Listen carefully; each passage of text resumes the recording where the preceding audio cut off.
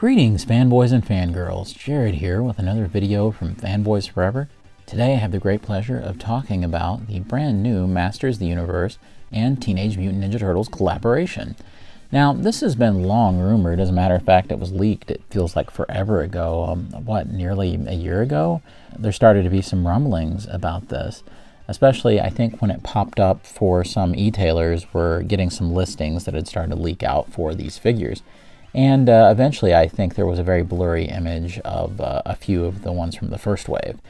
But it was just today that we finally got a look at the entire series, or presumably what's supposed to be the entire series. So today we're not only going to be talking about that first initial wave, but we're going to be talking about some brand new reveals. We're also going to be talking about some potential playsets, and even some potential other figures that's not being shown here that might be coming from a surprising source. So if this sounds like your sort of thing, then stick with me as we go through the Masters of the Universe crossover with the Teenage Mutant Ninja Turtles. But before we begin, please be sure to subscribe and like the video, because those things really do help us here at Fanboys Forever. And of course, if you love nerdy goodness like we do, then it's a great place to be. And be sure to comment down below telling me what you're the most excited for. And with all that out of the way, let's begin. First of all, just in terms of branding, this new series will be from Mattel, not Playmates toys or anything like that, because it seems like Nickelodeon has been very much willing to license out Turtles, and so I think that that's been really good for the brand, because we've got to see a lot of different companies, including Hasbro, do their own crossover takes with the Ninja Turtles. Also, I really like the branding here because it says the Turtles of Grayskull. Very much reminding me of Powers of Grayskull, which, was the abandoned follow-up toy line to Masters of the Universe from 87, 88. It's really cool to see this utilized. I also liked the color scheme with the kind of purple rocks everywhere and the green, almost mutagen glow and the sewer pipes. I think that the branding is really nice on these. Probably the best place to start would be Series 1 here as we go through some of these first figures. Now, I'm not exactly sure if all 6 of these will be in the first series, but these were the initial reveals that they shown. First of all, we've got Leonardo here, and very much looking like He-Man himself. I will say that first impression is that the head sculpt is so nice. I guess if they had to remind me of any particular era in Ninja Turtles, I guess the head reminds me way more of the 2003 era of Turtles. And I have a big soft spot for that show. It's my favorite version of the Turtles ever, aside from the first live-action film. So I definitely love the direction they're going. Other than that, we can see that he does retain furry boots and wraps right there around the bottom portions of the legs. He does have new turtle feet.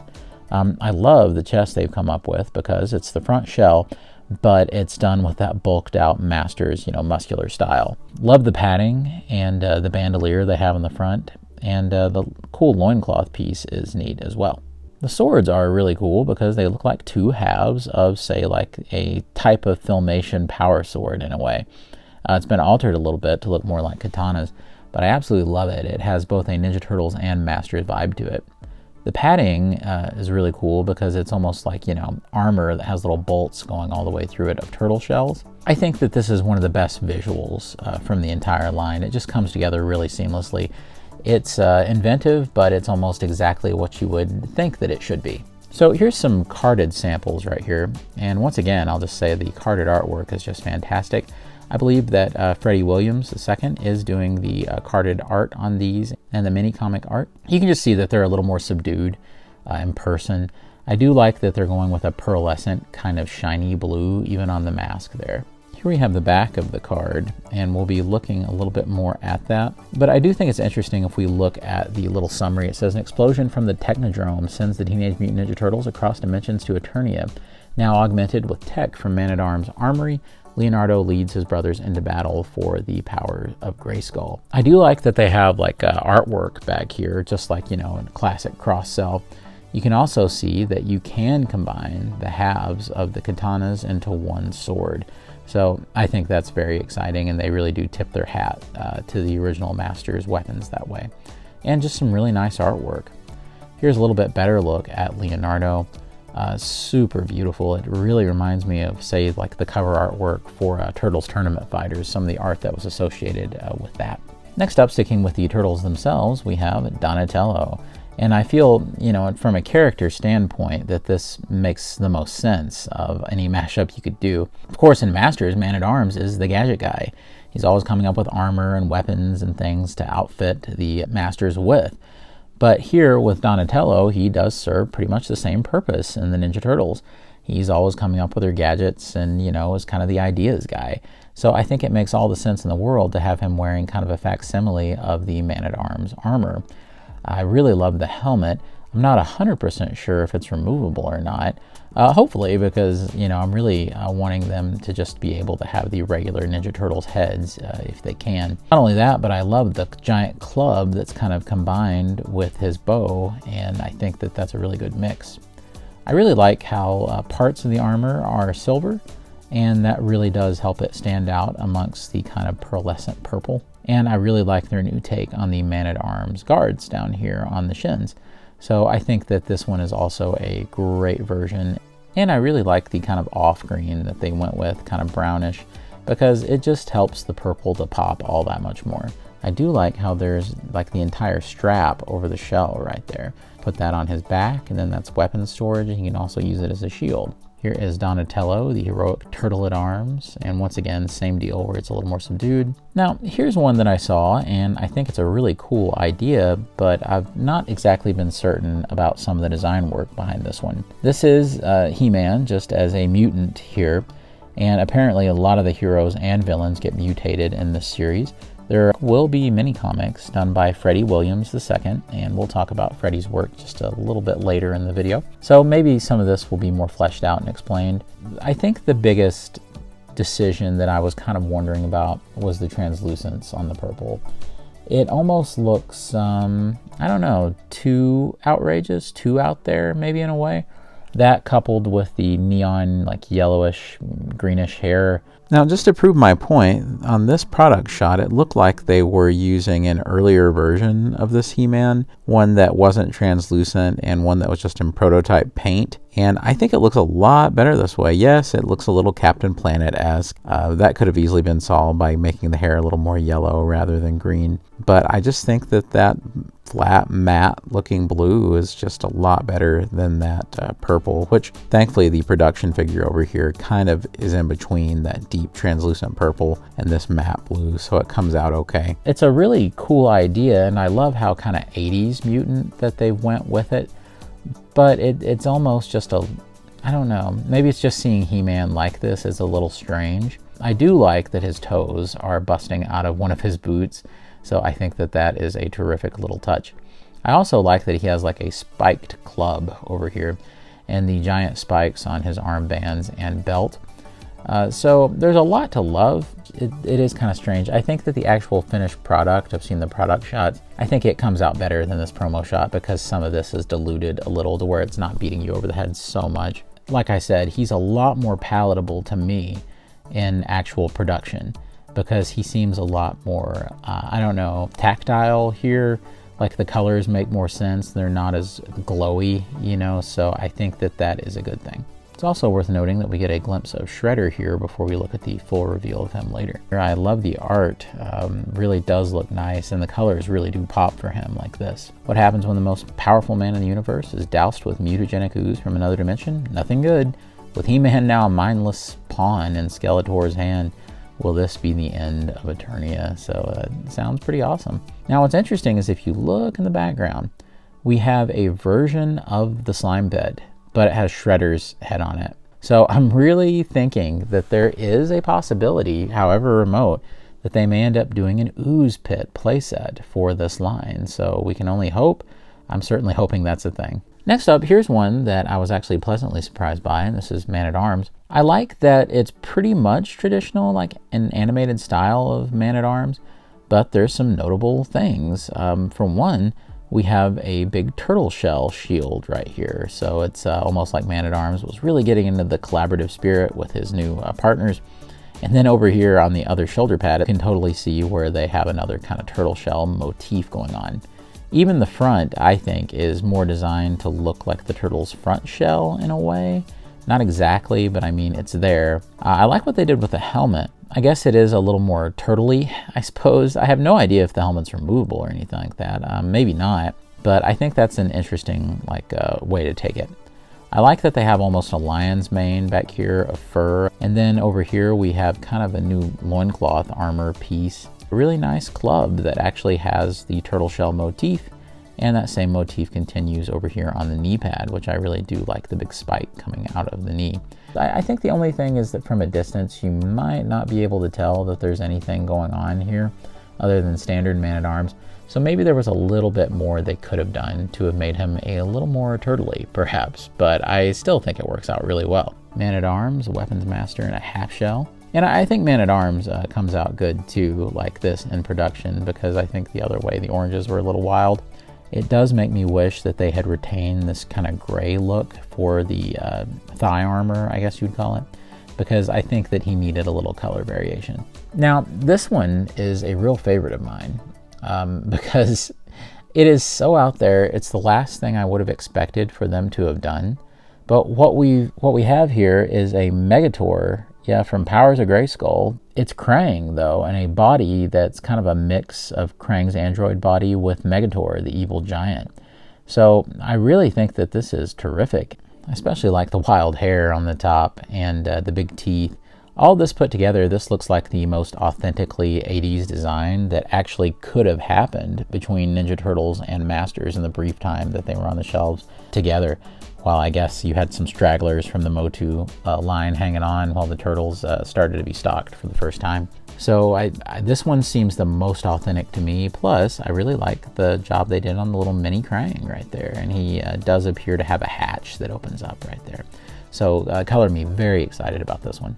We do see how it looks when it's closed right here, the little cage that Krang himself is in. And then we have the axe attachment for the hand, so that turns out really well. You can actually just stack him together to where he doesn't have, the actual Krang thing in his body. So it's almost like Krang inserts himself into whatever character that you want. It's kind of fun. I also like the mace on the chain right here. Here's a little bit better look at Krang himself, and I just love how this design turns out. It's so 80s.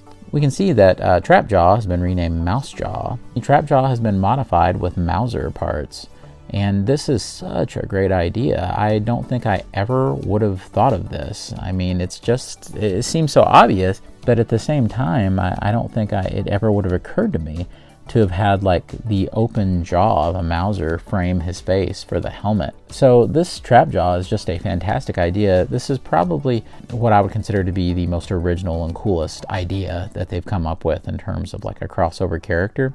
What's cool is out of this weapon you have a flamethrower attachment up there, which is awesome. And down here they've simply just repainted his regular legs to give him more of a Mauser color scheme, but check this out. You actually have the legs of a Mauser right over there. If you look at these holes right here, this will be able to come off. You'll be able to attach the legs and totally have a Mauser running around if you wanted to. So I think that's awesome. I do believe they've given him new feet, though, to be more like Mauser feet. So I think that that's incredible. And some people say Mouser, some people say Mauser, tomato, tomato. That leads us to some new figures that have been revealed today. Let's go right ahead and dive right in. We have, first of all, this Slacker figure. So I think this is so cool because what they've essentially done is they've done Slash, only in Masters style. And it's just so awesome looking.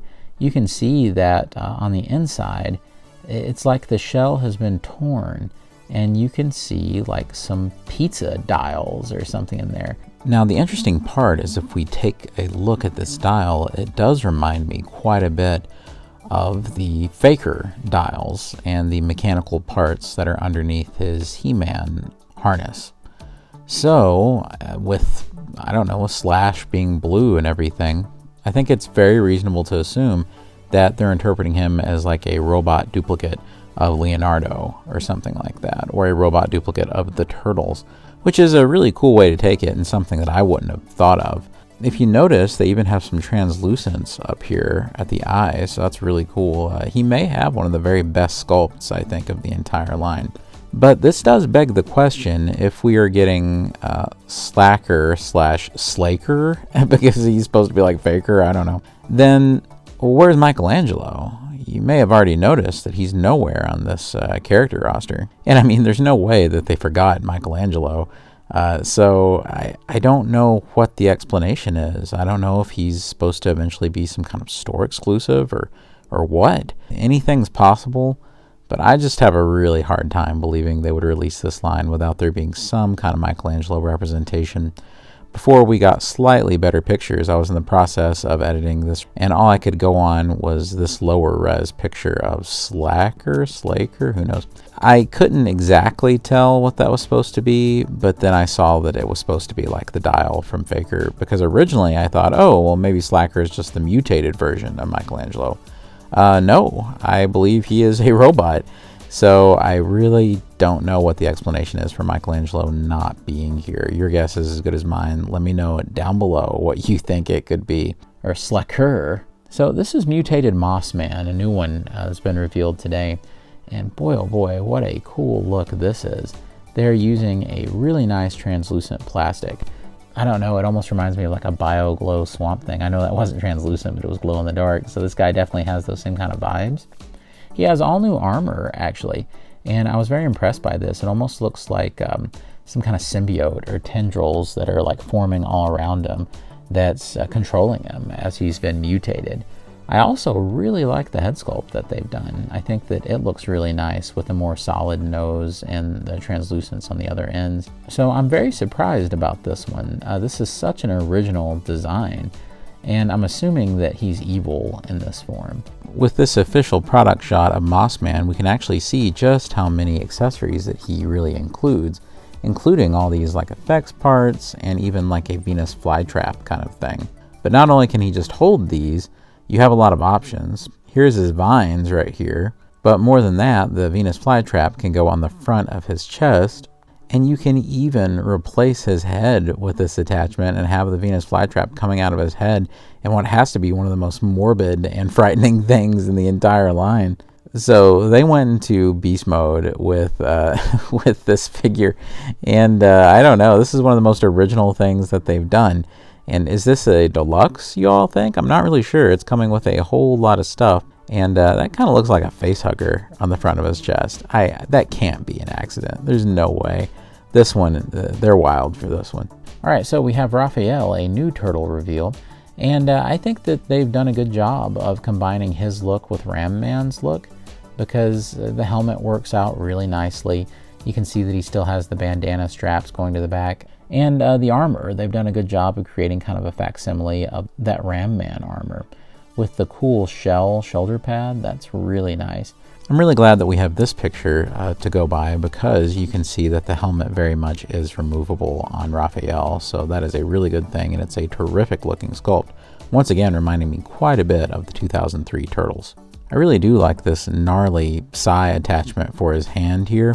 It almost reminds me of something that we would have seen in those weird Turtles Volume 3 Image comics. Like if Raphael lost his hand and they replaced it with his eye. A really cool one, definitely. Now here's actual Ram Man, who has been mutated. And boy, this is such a cool design. I love what they've done. And what's really interesting is that I'm not even sure that they've reused like any parts from Ram Man, maybe like the midsection piece. But it looks like a very original thing. And I know it's obvious, but I really like that he's just a giant mutated ram.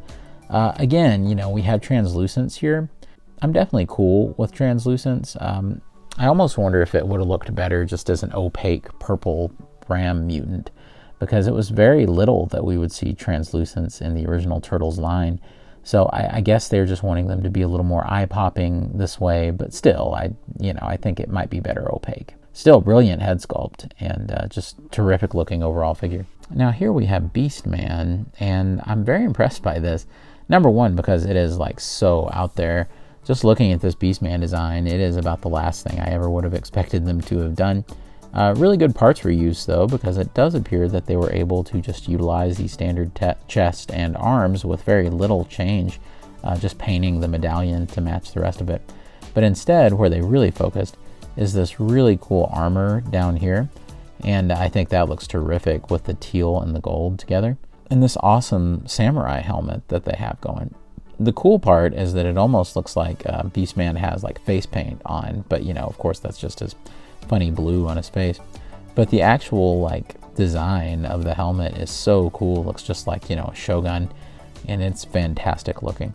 Now with Beastman, we do have confirmation in this picture that all of this armor is removable, and we even see the shoulder pads that they didn't show in the initial product shot on the big group, because I think they must have just forgot them. What's interesting is this does look like a slightly different kind of Beastman head with they've made a few different choices on it. Also, the shield is just fantastic. They did not have to go that hard on the shield, and I'm really liking the samurai armor. And finally, the last reveal, Shredder. You know, for me, almost as exciting as the Turtles themselves in any kind of Turtles project is always the Shredder. I've been kind of obsessed with the character design of this guy for years. To me, this is one of the very best figures that they're offering here. For one thing, just the sculpt itself has so much great texture going. You can see that everything's really bumpy on the gauntlets, and the same with the shin guards and the shoulder pads and the helmet. So all of that looks really nice. But also, I love his Foot Clan chest armor. And they're using, you know, almost a 2003 kind of styled Foot Clan chest symbol. So I think that's really cool. Not only that, but Shredder himself is kind of a bare-chested guy with big muscles, you know, in that original line. So I think that the aesthetic of Masters works well for him already. Like, he's kind of a pre-made Masters character. Interestingly, the head almost reminds me a little bit of Teenage Mutant Ninja Turtles' Next Mutation. I know, it shall not be named again, but it only reminds me of it in a good way, not a bad way. It's like, what if that helmet was cool? So I think this one turns out really well. I'm liking that Shredder has a blue cape this time. A lot of the times we will see him with purple. And with these official product shots, I love how you can see more detail about some of the weapons he comes with. I really love the Foot Clan axe and what looks like a fairly standard bow here. What's funny is it's just the Horde bow. So I suppose that Shredder is kind of meant to look like a Horde character with his large red symboled vest. And you can see on the back that the cape is attached to the harness. A little bit better look at that Shredder art. I like how they went with like the Turtles 2 look for the like the actual sides of the helmet, like the dome, where it looks like metal plates are pieced together. So the last thing we'll discuss is that Freddie Williams, the guy who's doing the art for the comics here, and I think for the packaging as well, he was originally going to be doing this comic series, and it was going to be a Masters of the Universe and TMNT crossover. Now, the interesting part is that this got canceled quite a while back, and since then, Freddie has been selling his art based on that, and I think he put together a book that has the art for the Discarded Project. And you can actually, all these images were taken from his site, and you can actually go to freddieart.com and find these. And they're absolutely beautiful pieces. It's amazing the kind of care and detail that he put into these. And in it, you can actually see ideas, or potential ideas anyway, for certain other figures that we may eventually get. You know, everything from April to Casey Jones. We can just hope that maybe this comic series comes back.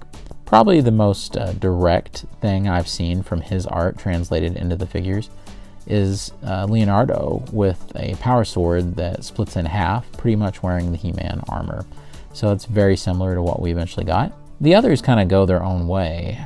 Here we have Raphael, and he's not wearing, you know, the big helmet and all that we eventually saw. However, it does almost look like he has ram horns on his shoulder pads, which almost signal that maybe there was a relation to Ram Man. Now, this one was the original sketch for Donatello. You can see it doesn't owe a whole lot to Man-at-Arms, except when you get down here to like the knee guards and the shin guards and also the weapon itself. So I still think they were thinking along the lines of Man-at-Arms for him. Now, interestingly, this was the design for Michelangelo, which meant to homage Ram Man. And so they ended up switching that motif to Raphael and not Michelangelo. And now it appears Michelangelo is mutated into slacker, lacquer, lacquer. Now here's something I hope we get, but I don't think this is the way they decided to go. This was a ninja-styled Prince Adam in a really cool costume. I thought this was an awesome looking concept, but it just, it didn't happen. Shredder doesn't exactly follow this to a T, because I think they were going with more the IDW look for Shredder here, but it is interesting to see him here in the art. Now what's interesting here is that this almost looks like a cross between Skeletor and the Shredder. It's like if you took the IDW design of the Shredder and gave him a skull face. Here's another interesting concept that they were going with, and I really wish we would have seen this. This was Roboto and Metalhead. If you're not familiar with Metalhead, he's the kind of robot turtle that they built, and was actually my very first Turtles toy.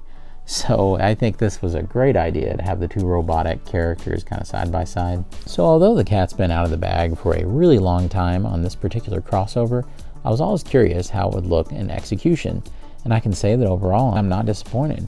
I think that there's some terrific ideas in here, some really original looking characters, and also a good mix of things that you would definitely expect. It's the kind of thing to where I just wish that this line could just continue indefinitely, but I have a feeling that this is kind of a limited thing with a couple of series and then it's over. However, I'm still holding out hope for the possibility of that ooze pit. I mean, is it possible? Absolutely, it's possible. I think that this could be the way Mattel releases a slime pit, maybe. And then after they're done with it like this, they can always go back and retool some things, and then voila, you've got a traditional slime pit after that. I think this would be a great opportunity for them to come out with one.